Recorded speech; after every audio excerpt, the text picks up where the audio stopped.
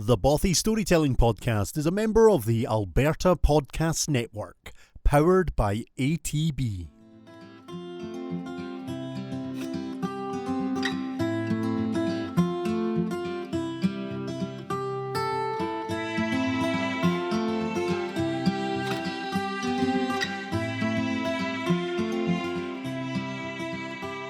Welcome to the Bothy Storytelling Podcast. I'm your host, Calumlykan. And here we are, another podcast. And hey, an award-winning podcast at that. You may remember, we did win the Arts in the Canadian Podcast Award category. So hey, fantastic. But here we are with another episode. And this one is, it's all about that Scottish feeling. It's about being Scottish and being reminded of a few things. But you know what? Before we get into the podcast, let's hear from one of our sponsors. If you're an artist, check out ATB's Branch for Arts and Culture, a bank, music venue and creative space all in one. So whether you're a budding musician wanting advice on how to save for a new instrument, or an artist looking for a bank that understands how your business works, ATB can help. That Scottish feeling. I mean, what is that Scottish feeling? What does that actually mean? Now, to anyone out there who is Scottish, they probably understand it. You know, we're a stubborn, bitter, miserable, delightfully loved race of people. But to any Scots person that actually travels or is now living in a different country, you start to really register what that Scottish feeling is.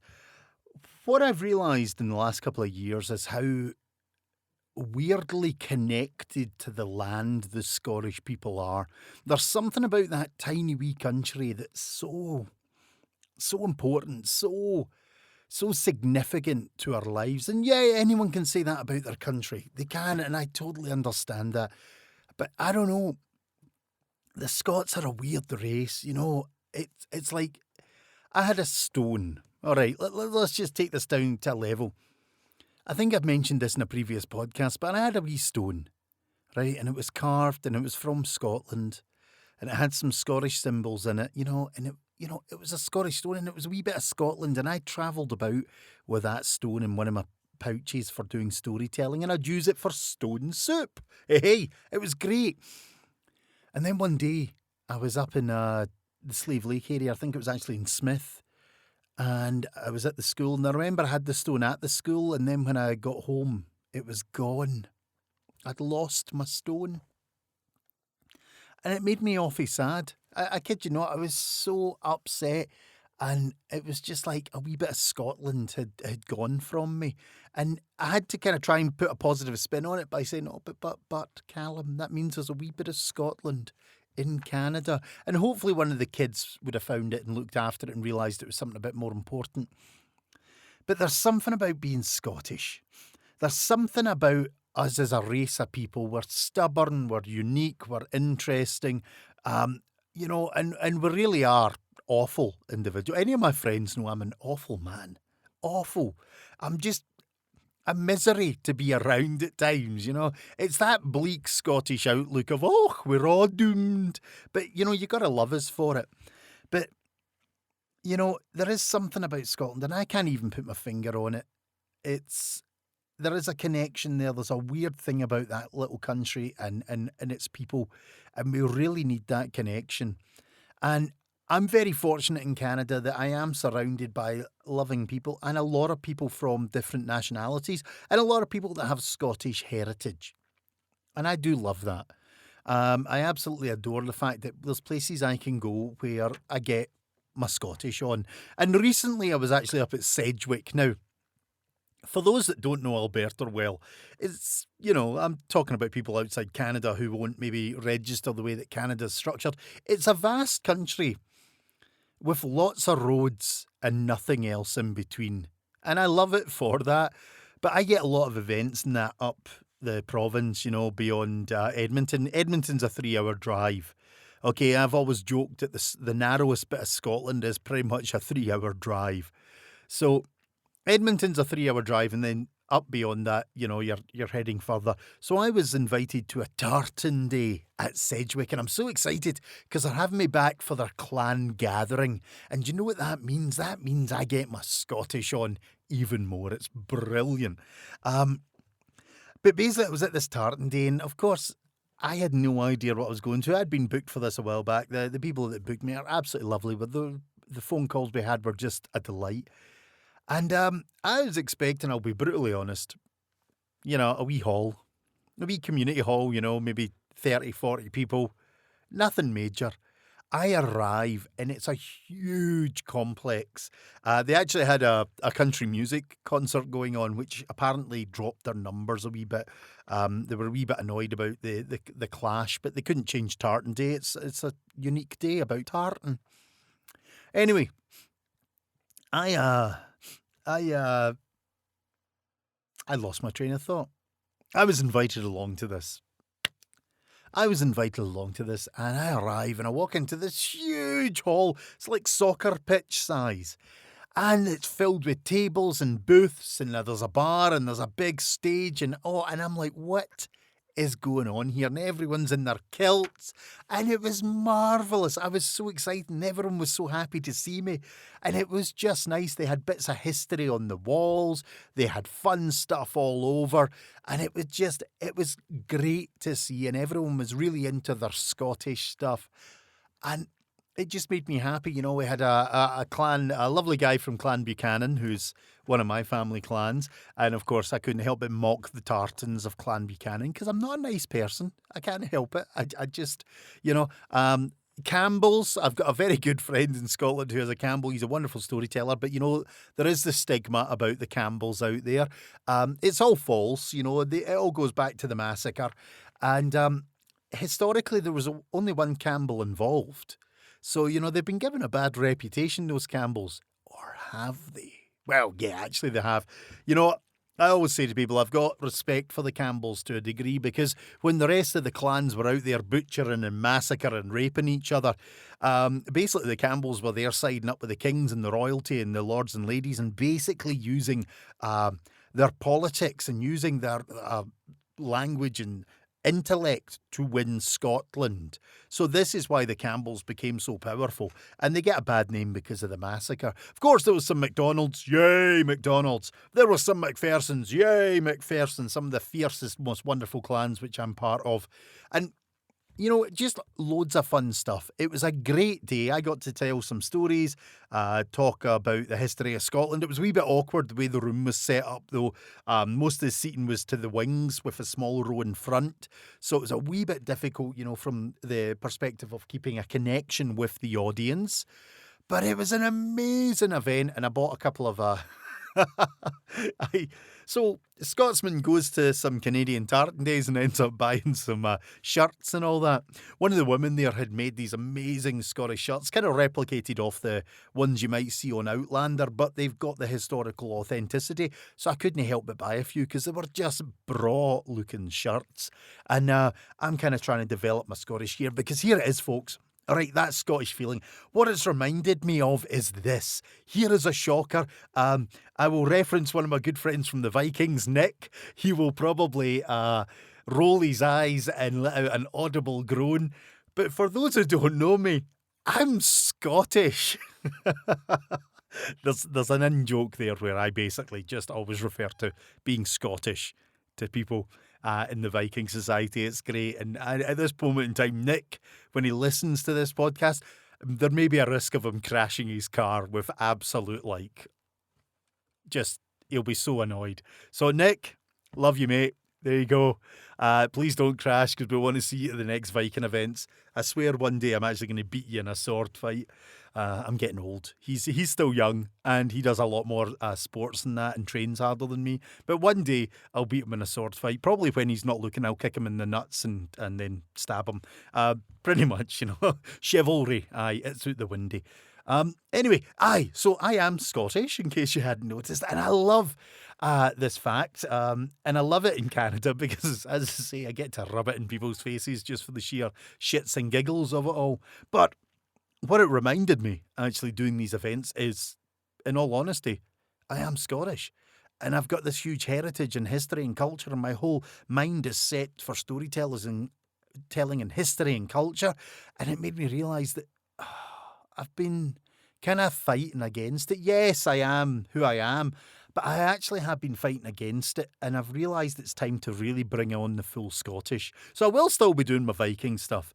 In all honesty, the Viking Society that I'm a member of, it does Viking, oh my goodness, it's from 793 to 1066, if my memory serves me. So it actually kind of encompasses quite a broad sort of spectrum of that time period. So we do actually have like Viking and Celtic and all that sort of sides to it. I would actually love to transfer over to the Celtic side of our society, but no one else does it. So sadly, I can't put my Scottish on in that and actually research the Scottish history and what they'd be wearing at that time and kind of go into that vein of the historical side. Mainly because no one really, as I say, there's no one does it. So it would just look a wee bit weird to have one guy, which is a shame. Maybe it's something we can work on and develop as a society. Maybe with my experience, I could help kind of develop that with the guys if anyone's interested in looking that way. But what I'm really looking at now is I was thinking about all these kind of things and all this cool stuff, and it made me realise, you know what? I need to start developing myself a wee bit more and looking at what I do. So I've decided I'm really going to focus a lot on the Scottish stuff in the next coming years. I've been redeveloping my website recently and looking at all the packages that I don't offer. Because here's the thing. I cannot just advertise myself as a storyteller, which is what I am, and I offer storytelling, and I've got a list of, Scottish and Irish and Russian folk tales and ghost tales and gruesome and grisly and Viking tales and tree stories and sea stories and blah, blah, blah, blah. And it made me realise, that's probably really awkward for someone who's booking me, because they might have something in mind. So I've actually decided I'm going to sit down and create packages. And one of the things I'm really going to do is focus on the Scottish history side of things and that culture. So I'm actually developing the Jacobites now. I'm really researching back into my Jacobite history. For all those that don't know Jacobite history, all you need to do is watch Outlander. It will give you a wee bit of a hint. Really bad reference there, folks, but it's a decent enough show to kind of get a bit of a grasp of the king across the water. I actually did pass my hand over it's a can of V8 I'm drinking in the studio today, so it doesn't really, I don't think the Bonnie Prince would have really appreciated the king across the V8. But anyway, there's the Jacobite stuff. I'm going to look at the Wars of Independence, the Highland clearances, all kind of really fascinating. Some of it a bit bleak, some of it a bit sad, periods of time. One of the things that I find interesting about the Highland clearances, that's kind of a reason we've got so many Scottish immigrants over here, because a lot of them came over to the New World, Canada, etc., to forge lives. I'm obviously going to focus on my Viking stuff. I'm going to develop sets for the ghost storytelling and all that, and seasonal tales. But I'm actually going to have packages now, so people can actually understand. So let's take the Jacobite. I can come and tell a bit of history about the Jacobites, and I can tell some stories, or I can actually have a living history display. I'm going to start developing this stuff. I've even got a pattern to knit myself a bonnet. Aye. Haha. Yes, I am going to try and knit a proper Jacobite bonnet. It's going to be quite funny because I don't know how to knit, and apparently I need circular needles. Any advice on knitting, Stitch 1, Purl 2, or whatever it is, do let me know, folks, if we have any avid knitters. But I'm just kind of decided I'm going to do this because, here's a little funny thing. This Tartan day, these guys were so amazing and they really enjoyed me, and I got a wee card from them recently, and it just made me really happy to know, people like the Scottish. I have contacted, and actually I was there and I met somebody, I met a couple of people who were involved or had been involved with the Red Deer Highland Games, and they came up and said, Callum, we owe you an apology. And I was like, who are you? Because I didn't know them at this point. And they were like, we were on the Red Deer Council. We wanted to get you in, but no one was interested. And we're so glad to actually get to hear you storytell now. And this is actually something that I find really weird. I have reached out to loads of Highland Games across Canada. And do you know what I keep getting back? No, we don't think Scottish storytelling would really work for us. I'll let that sink in, folks.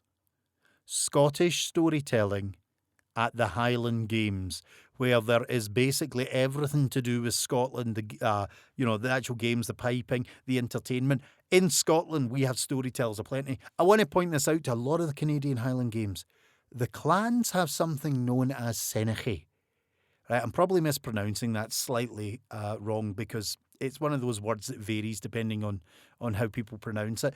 But that is called the clan storyteller, the historian, the person that gathers the information.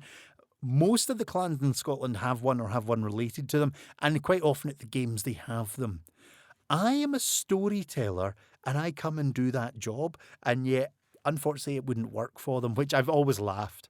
So that's just my little pitch and my little rant about the Highland Games. But the reason I'm developing these packages, the Jacobites and the Highland clearances, is because I'm thinking that the Highland Games over here maybe, rightly so, they're thinking, well, that's not going to work for us. Some guy just trying to tell stories. But if I create a package about the Jacobite rebellion, etc., and stories and history about that, they might actually then go, oh no, now we get it.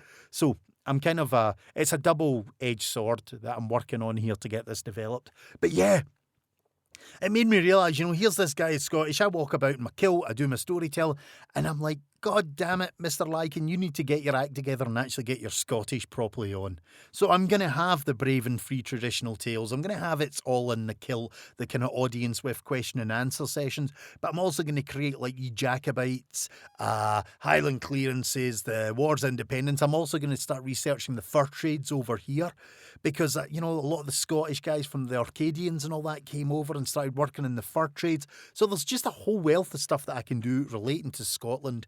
And obviously keep some of the other stuff like the Vikings and all the other stories that I do, but just create a more structured package for the schools. And that's how I'm going to get my Scottish on in the next coming years. I mean, I've got a lot of medieval events and that coming up, and I don't know if I'll have time, but I really want to get my Jacobite-ish looking outfit put together for that and actually just go in my Scottish gear now to most of these events.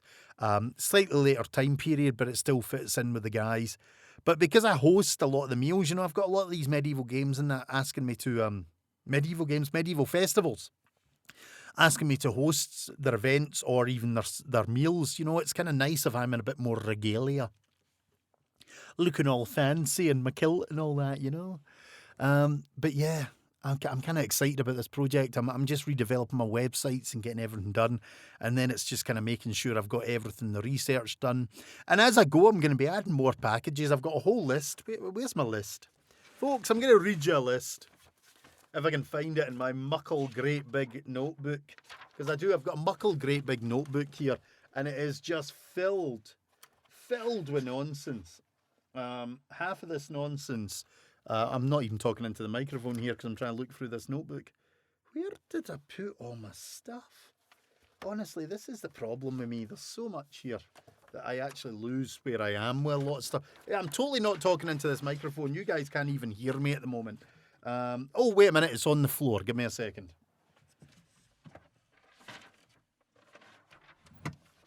Oh. So... I'm having a disaster here, folks. I've just unplugged my headphones as well. Oh, this is going well. This is quality professional podcasting at its best, isn't it? Not speaking into the microphone, unplugging my headphones. It's just, you know what? It's the epitome of professionalism. But I did say I wasn't going to stop recording these days, and I refuse to. I'm just going to let things roll. So... here is the list of the things that I'm going to be building packages on. I'm giving a heads out to this podcast because somebody might already be like, oh, I want to book you for that. And please do. Please get in touch. I'm adorable. So we're going to be doing Jacobites by name. We're going to be doing Highland clearances, brave and free traditional tales of Scotland. It's All in the Kilt and other Scottish tales. They're more of the proper storytelling ones. Ghostly tales, gruesome and grisly tales, Christmas tales, whiskey and tales or whiskey tales. It really depends on the environment and if we can get booze. Clan tales. Really excited about this one because this is all the kind of key stories to some of the major clans in Scotland. Pirate stories. Hey, I did it for 5 years. Let's not give up on my old piratical history. It's Hammer Time, which I'll need to change the name of. That's the Norse myths. And maybe some Celtic tales, wars of independence, love stories. There's just loads. There's so much stuff that I can do. And then adding to that will be some of the Canadian-based stuff that eventually I'll be developing and learning. So loads and loads of new packages coming out, which I'll be offering to schools and festivals and everything. And it's all Scottish. I mean, well, most of it is. And I'm loving it. It was really funny because as I was going through the list, I categorised everything. Okay, so what's Scottish and what's not? And how can I categorise this to make it easier? Unfortunately, all but one came back as Scottish, so it made it really difficult to categorise. But I'm looking forward to it. I'm looking forward to kind of getting this going, building up my Jacobite outfit, getting my my knight on as well when I do the Wars Independence. I've got my Bruce tabard. I'll need to get some. What I think I'll do is I'll just get some chainmail in that. I'll go slightly more basic with that one. I don't have any weapons anymore. You know, I was speaking to my friend about this, and one of my greatest regrets now is selling off all my militaria. I had beautiful weapons, claymores, basket hilt broadswords. I had targes. I had mercenary sword, Germanic mercenary swords, cutlasses. I had everything, blunderbusses, flintlock pistols. And when I was coming to Canada, I decided, well, there's no point in that just rusting away somewhere. I'll sell it. You know, so I sold all my militaria, and now I'm thinking, God, I really need that stuff. And the problem is, over here, it's so expensive in comparison to the UK. And to try and get it shipped over is a nightmare because of all the customs stuff. So I'm absolutely gutted that I don't have any of my militaria, because it always just, it's dressing up. You know, that's all it is. It's just dressing up the character look, but it's still fun. But, yeah, I've had great fun. You know, I've got these Highland gatherings coming up. I've done the Tartan Day. I've basically just enjoyed myself and realised, you know, it's time to go back to my roots and really go Scottish and learn more stories and get more history-based stuff. And I went and found some cracking books. I kid you not, some great books on it, you know, the Highland clearances and the Wars of Independence. And I was quite surprised to find so many Scottish reference books over here. I thought I would struggle, but Fairs Books in Calgary, absolutely braw place to pick up second-hand books and of good quality and on a varied range. So I was really, really chuffed to get that. So look out for me in the next coming years, all Scottish stuff, doing events. You know, I'd love to get a Jacobite reenactment society going here in Calgary as well in the future, but I reckon that will be a future goal. I've got a lot on my plate. Don't want to add something else, and setting up reenactment groups and societies is a little bit of a headache. Trying to find sensible people that aren't heed cases and all that, always good, because the worst thing you want is when you're doing these things is to get someone who's a little OTT, a little overexcited and potentially dangerous, you know. And also the worst type is you don't want these people who come on and they're just a little bit kind of embroiled in it and forget that they're an accountant and need to go back to work the next day. So these societies and that, always a challenge, but look out for that in the future. That could be a fun project, a Jacobite reenactment society in Calgary. That could be fun. You know, swinging our basket hilts and whacking people with targes. I like this idea. We could do this. But anyway, I think... you know, we'll move on, actually. And I'm not going to tell you a strict story today. I'm actually going to, kind of one of the things that I was talking about in the Tartan Day, I always find it funny, is one of the kind of stories that's always branded about Scotland, about the creation of tartan. You see, we know tartan has existed for a long, long time. And it was a very basic thing. You know, the historical tartans are very simple. Earthy tones, very basic colours, and usually only with one or two weaves in the sense of, you know, the stripes, the checks, because they would have originally been made on a farm loom or a small loom where the shuttle, there was only one shuttle or something, so you couldn't get these elaborate checks that we get now. Now, one of the stories branded about is about the creation of tartan as we know it, or shortbread Scotland, and I love this because it's just one of those funny wee moments in time, they say. And it all starts with George IV, the bulbous and awful king of, we'll kind of say the UK. We'll bandy that about a bit, okay?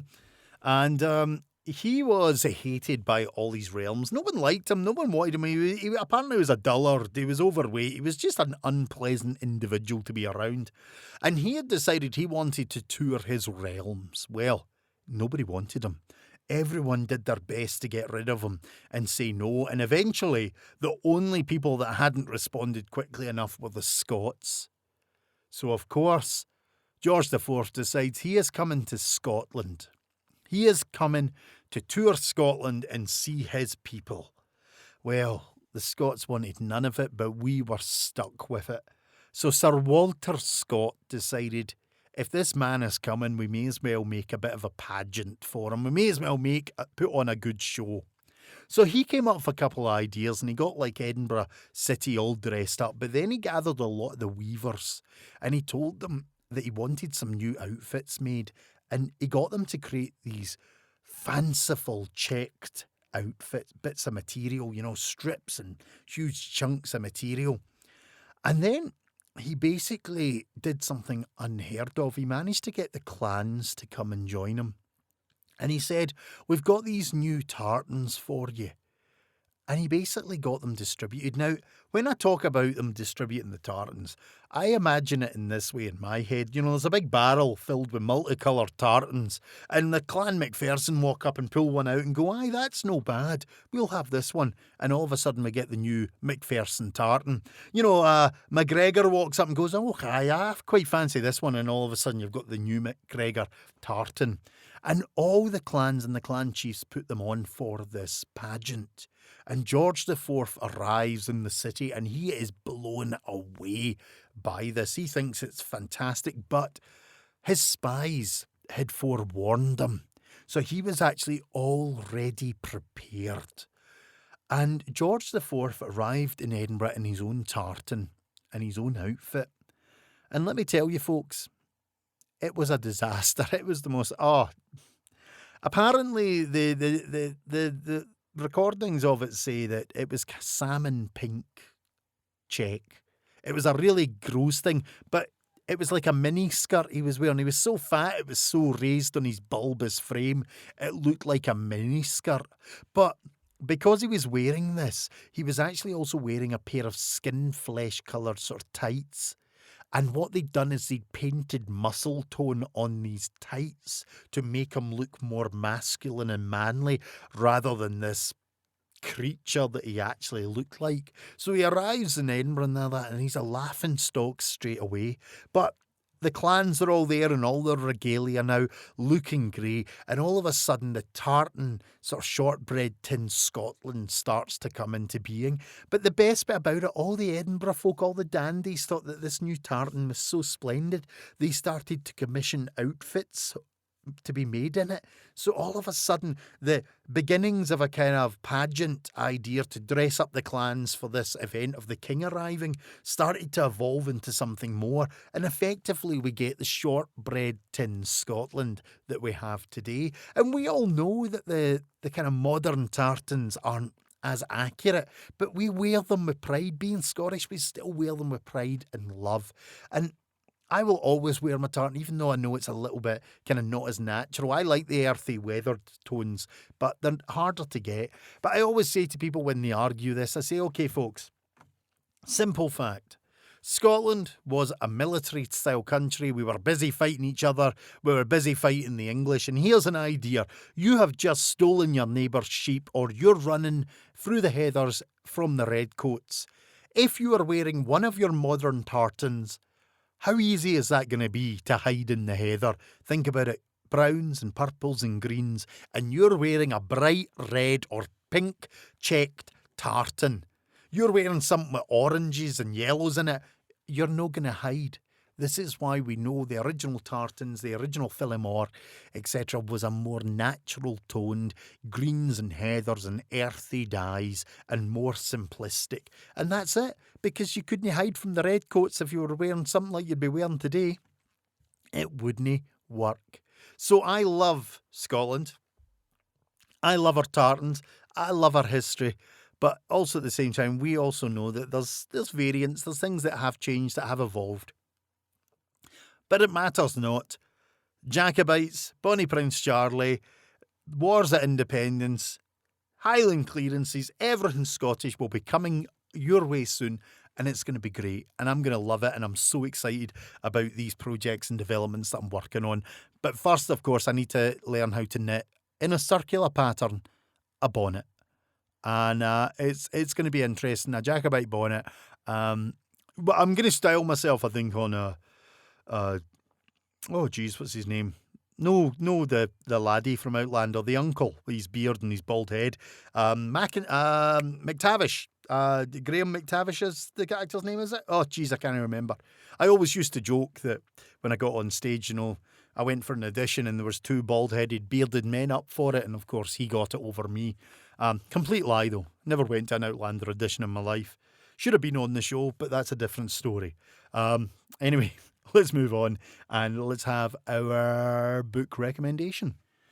Now, the book recommendation is going to be something completely bizarre, and it'll probably be really hard for people to get a hold of. But I was in Fairs Books, and I found this, and I was blown away. It's by R.R. McKeon's The Clans of the Scottish Highlands. Foreword by Antonia Fraser, and it's by Pan Books.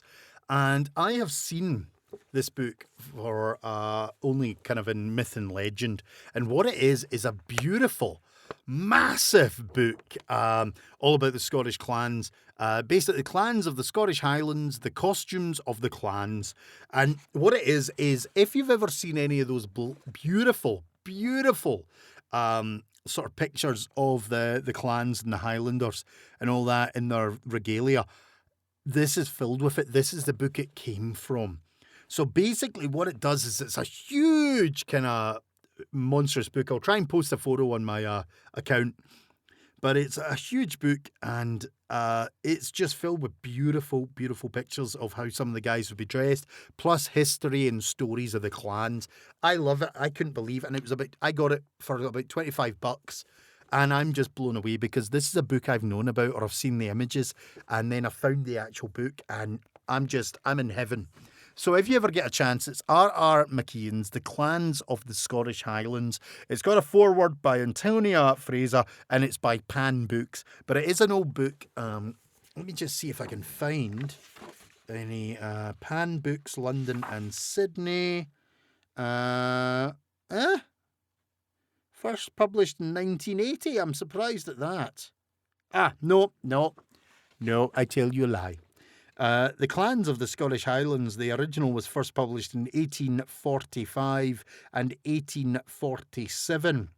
This redesigned one-volume edition was additional material published in the 1980s. So what I've got is the original, what I've got is a remake of the original with additional material. But if you can find it, go for it. It's an absolutely stunning book. I'll try and post a couple of pictures on my accounts for you so you can see, because anyone who's passionate about Scottish history, this is definitely one to find. But that's my book recommendation for this episode of the Bothy Storytelling Podcast.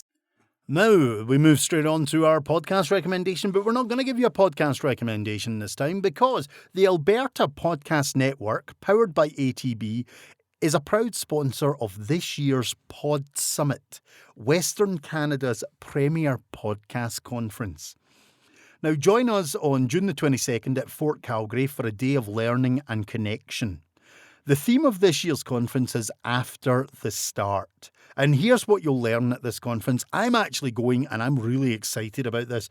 So some of the themes are how to make your podcast stand out from the crowd, how to breathe new life into your show if you've been podcasting for a while, how to connect with your listeners and build a community that supports you, marketing tips and tricks to grow your show from hundreds to thousands of downloads, and how to build different income streams with your podcast.